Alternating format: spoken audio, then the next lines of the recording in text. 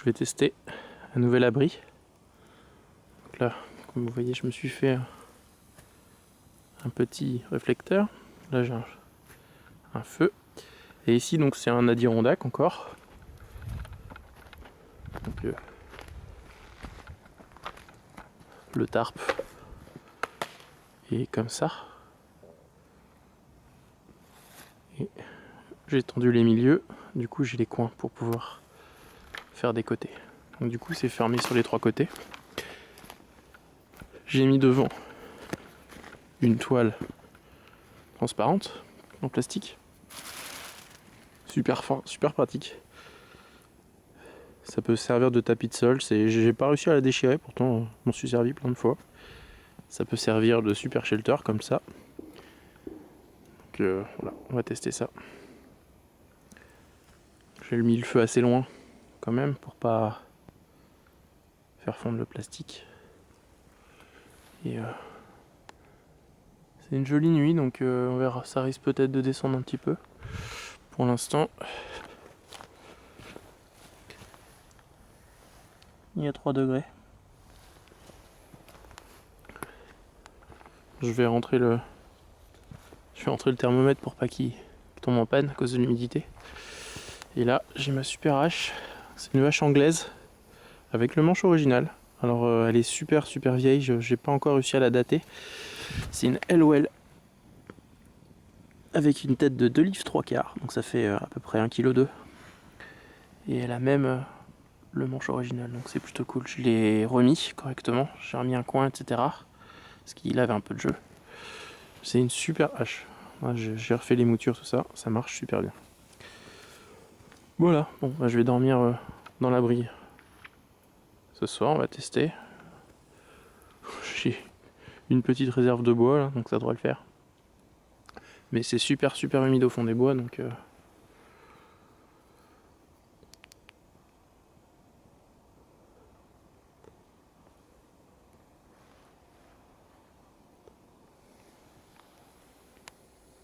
Voilà, bon, allez.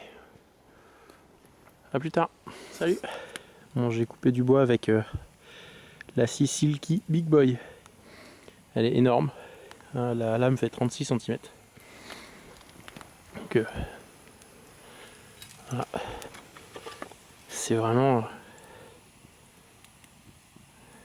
un vrai laser. Big Boy 2000 avec les plus grosses dents. Et ouais, ça permet de couper des trucs de 10 bons centimètres sans aucun problème. À une main, pas de problème. Voilà, bon, ça me fait une petite réserve de bois pour alimenter le feu cette nuit. A plus. Salut.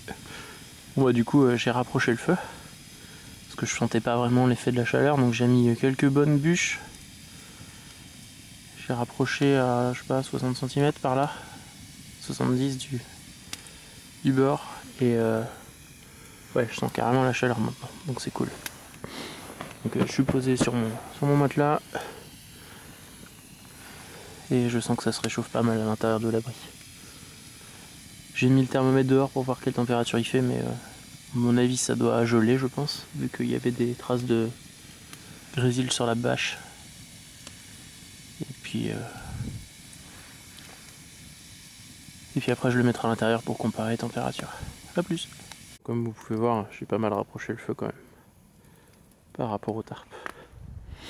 Et du coup, il y a -1. Donc on va voir à l'intérieur de l'abri combien il y a, mais j'ai l'impression que c'est beaucoup moins chaud que quand il y a un tarp genre survival blanket ou truc comme ça. Bah du coup, ça fait une bonne heure que je suis dans l'abri maintenant. Et à mon niveau, même pas au fond de l'abri, il n'y a que 4 degrés. Donc ça fait un gain de 5 degrés seulement. Sachant que dans mon premier test que j'avais à la place du tarp en polycoton, comme ça, j'avais la couverture de survie brillante en tarp en face du feu. J'avais même pas de plastique et j'avais quand même beaucoup plus chaud. Donc il faudra que je vois pour faire autrement si je veux faire un super shelter. Parce que là, le gain est quand même pas magnifique, quoi. ça coupe du vent, ça coupe plein de trucs, mais il fait quand même pas chaud. Voilà. Bon, ça c'est parce que je l'ai dans les mains, j'imagine. Mais bon, voilà. Bon, on verra comment ça se passe cette nuit là. Je devrais pas avoir trop froid avec mon sac de couchage, etc. A plus. Salut. Bon, du coup, j'ai pas eu froid cette nuit. Là, il y a 1 degré. C'est plutôt grâce à mon sac de couchage et mon truc pour dormir que par rapport à l'abri. Le feu s'est éteint dans la nuit. Mais ouais. Donc si j'ai envie de faire un abri qui maintienne bien nos choses, c'est pas cette façon-là qu'il faudra faire, je pense. Voilà, bon, à plus. Ok, donc la prochaine fois, je pense que je mettrai, à la place de cette harpe là, je mettrai une all-weather blanket ou quelque chose comme ça ici, pour faire réflecteur. Je trouverai le moyen de bloquer les côtés, puis on verra si ça change quelque chose. J'ai quand même pas mal dormi, j'ai mon sac de couchage, des bons vêtements, mais l'avantage, c'est qu'on voit il y a plein de trucs de feu qui sont tombés. Il n'y a pas un trou dans le tarp. Alors qu'une all-weather blanket ou un truc en style nylon, ça passerait pas à mon avis. Voilà. Bon bah la suite au prochain épisode. Salut.